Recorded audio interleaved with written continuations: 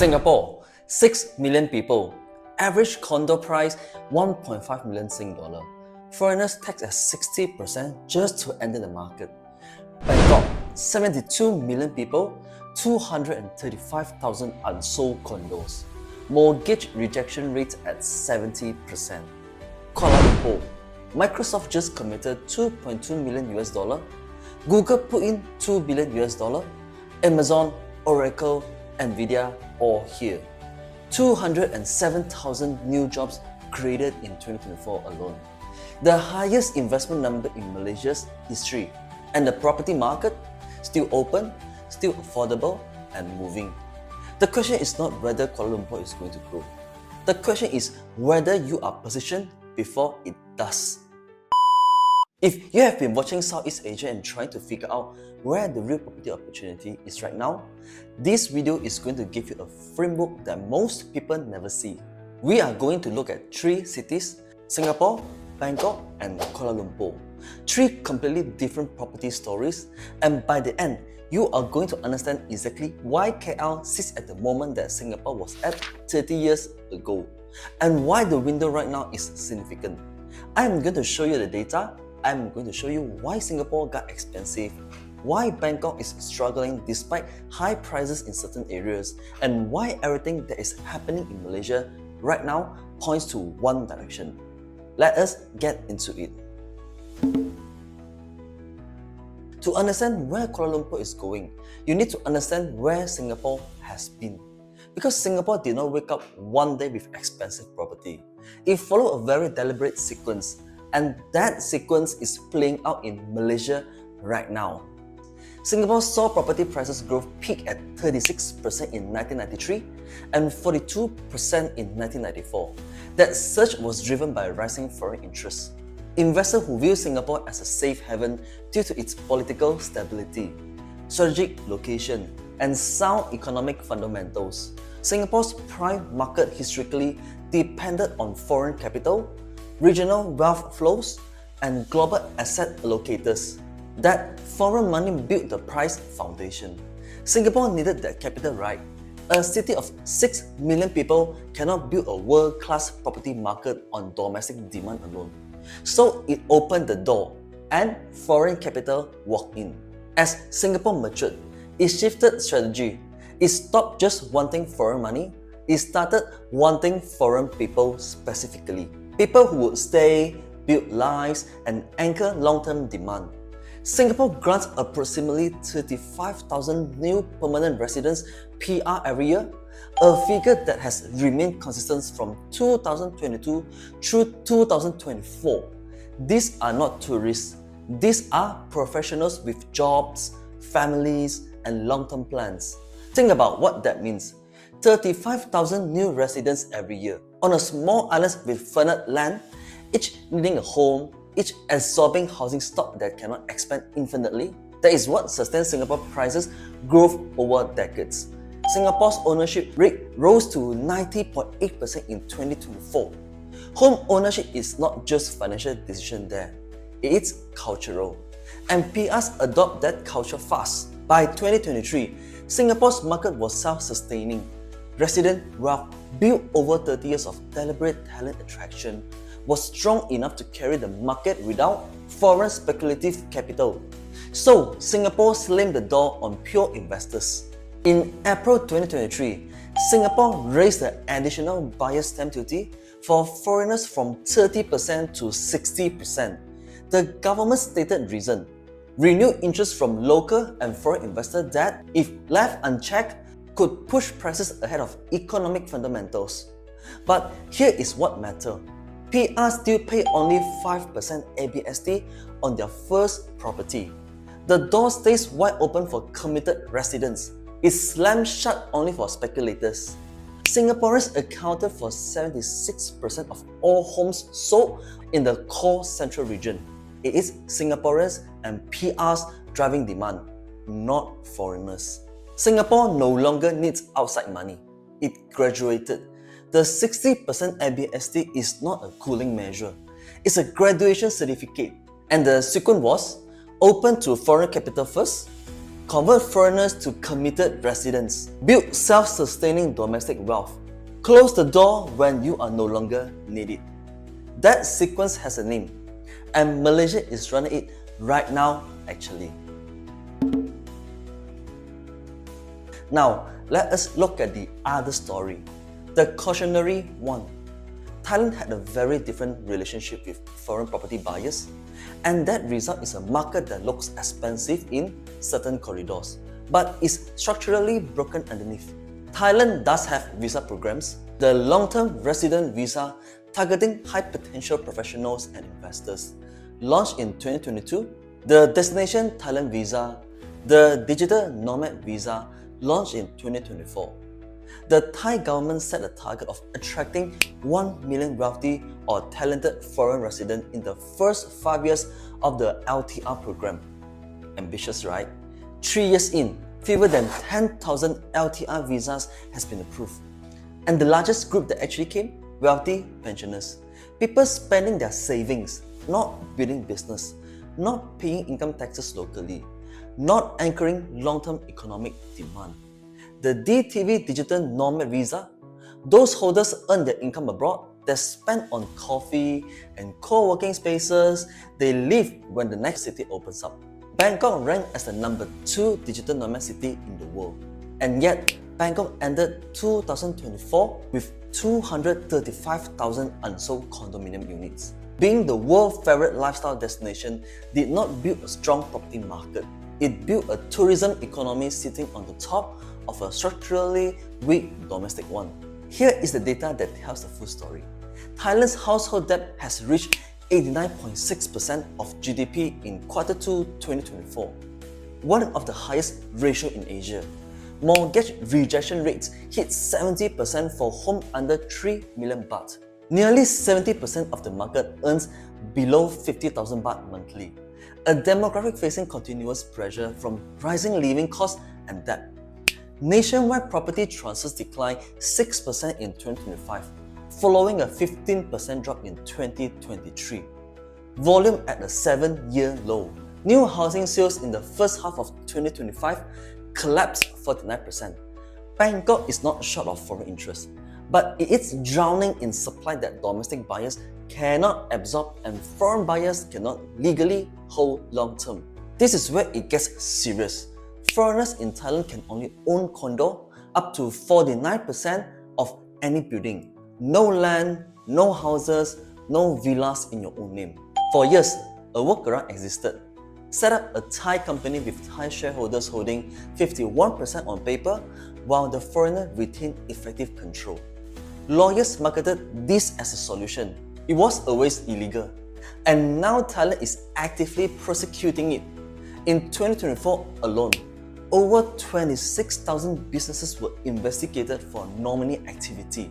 A landmark Phuket court case resulted in 23 convictions, fines of 200,000 baht each, suspended prison sentences, and court-ordered dissolution of companies.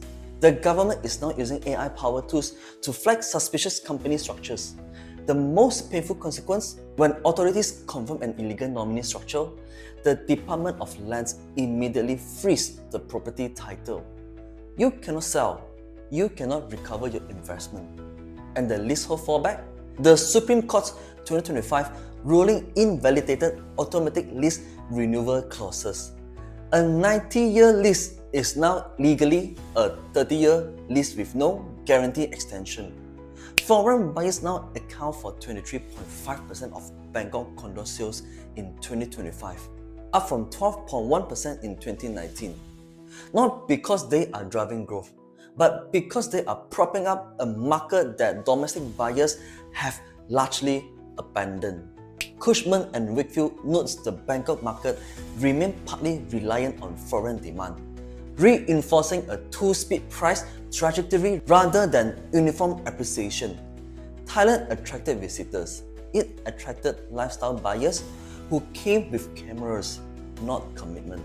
And a property market cannot be sustained by people who live when the next cheaper city opens up.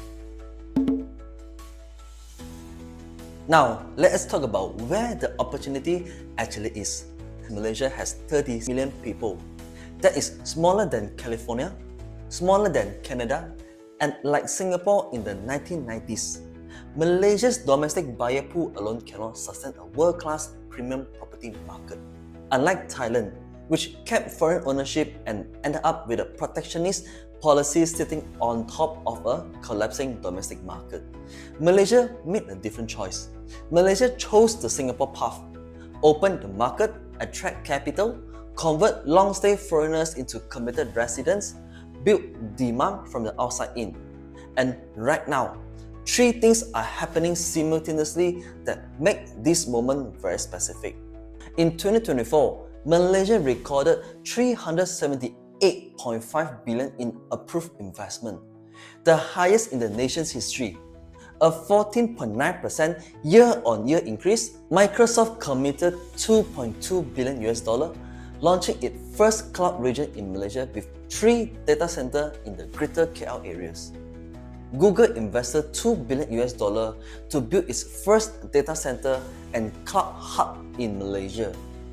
Amazon, Oracle, Nvidia, ByteDance, all committed, all building, all here. Malaysia was named the leading data center hub in Southeast Asia for 2 consecutive years by Knight Frank. Malaysia accounts for more than 30% of the existing data center power capacity within the entire Southeast Asia data center market. These investments created 200,000 new jobs in 2024 alone.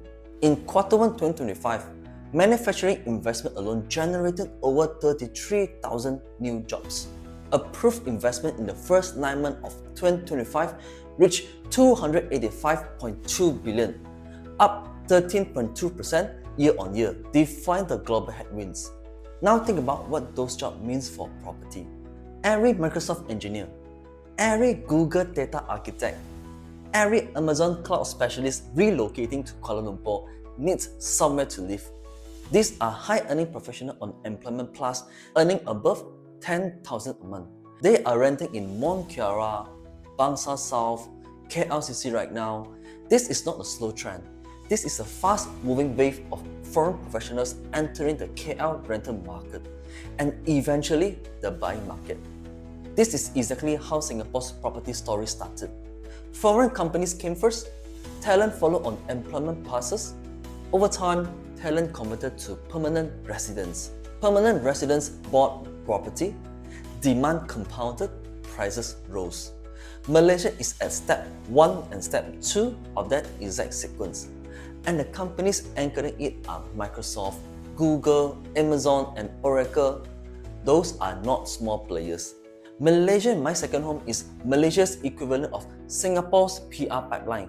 But it's still in its growth phase, which means the window is still open. In 2025 alone, MM2H approved 3,000 applications generating 3.8 billion ringgit Malaysia, approximately $983 million in economic value.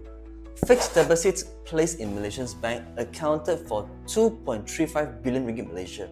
Residential property purchases added 1.5 billion ringgit Malaysia. Compare that to Thailand's LTR program, which generated $651 million across 3 full years. Malaysia's MM2H generated $983 million in 1 year alone. The program now has silver, gold, and platinum tiers with visa duration of 5 to 20 years. The minimum age has been lowered from 35 to 25, actively targeting younger working adults, not just retirees. And crucially, MM2H requires mandatory property purchase. These are not digital nomads passing through.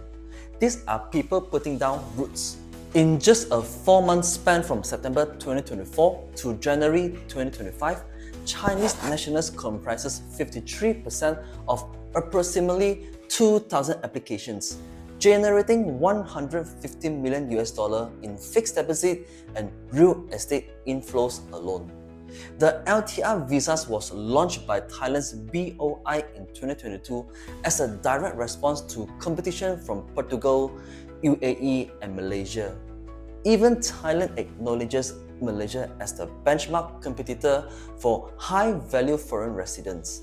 In Malaysia, above the minimum purchase threshold, you get full freehold title, registered in your name, protected under Malaysian law, no 49% quota cap like Thailand, no nominee structure risk, no 30-year countdown, no AI-powered government crackdown on your company structure, no 60% stamp duty war like Singapore. Malaysia's stamp duty for foreign buyers is only 8% flat.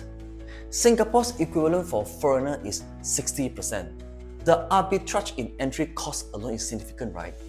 And the pricing still reflects an early stage market. KL median condo price approximately 680,000 ringgit Malaysia, around 170,000 US dollar at today's rate of $1 to 4 ringgit. Mont Kiara, the primary expat neighborhoods, typically ranges from 800,000 to 2.5 million ringgit Malaysia. Bangkok CBD per square meter runs at 5,006 to 7,000 US dollar.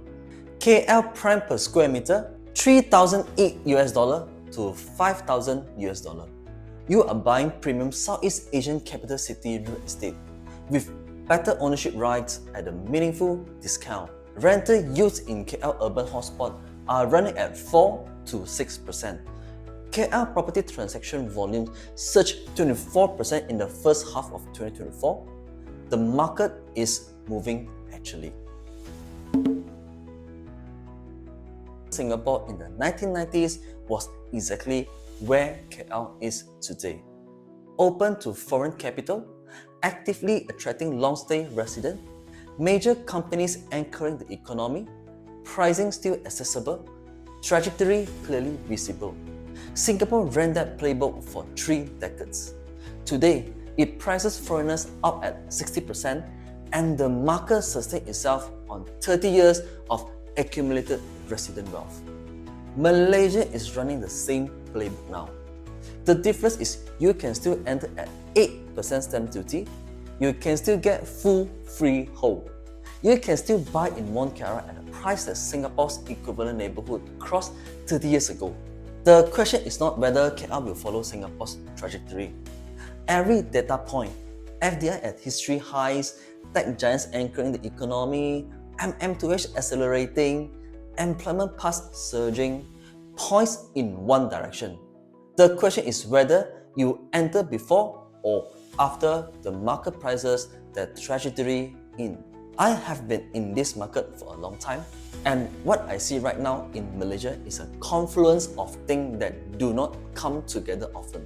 Historic foreign investment, global tech companies, building permanent infrastructure, a long-stay resident visa program accelerating, full freehold ownership at prices that still make sense, and a government that understands, unlike Thailand, that you need to attract the right kind of foreigner, not just someone who buys a condo and disappears.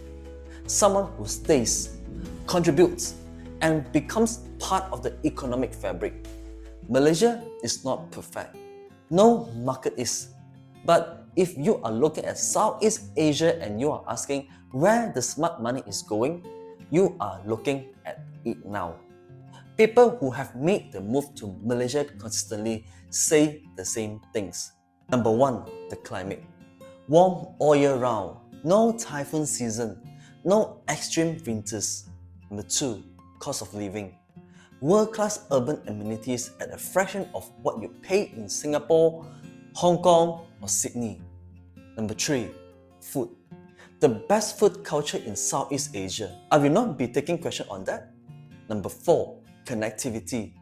Kuala Lumpur is a regional aviation hub. You are 4 to 7 hours from almost every major city in Asia. And number 5, people. Multicultural, multilingual, generally welcoming.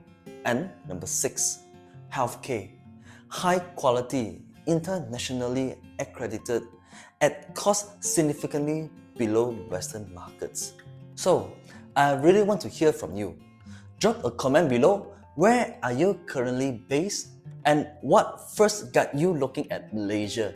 And if you have been researching areas beyond KL, Johor, Penang, Ipoh. Tell me which one. Your question shape what I make next. If you are already serving Malaysia and have not made a move yet, what is the one thing still holding you back? If you want a full breakdown of everything you need to know as a foreigner buying property in Kuala Lumpur, I have put together the KL Expat Property Blueprint PDF at the description below. It walks you through the entire process step by step. If you want to understand the full cost of buying as a non-citizen, all the fees, all the taxes laid out clearly, go to my website. And if you are ready to have a direct conversation about your specific situation, the link is also in the description below.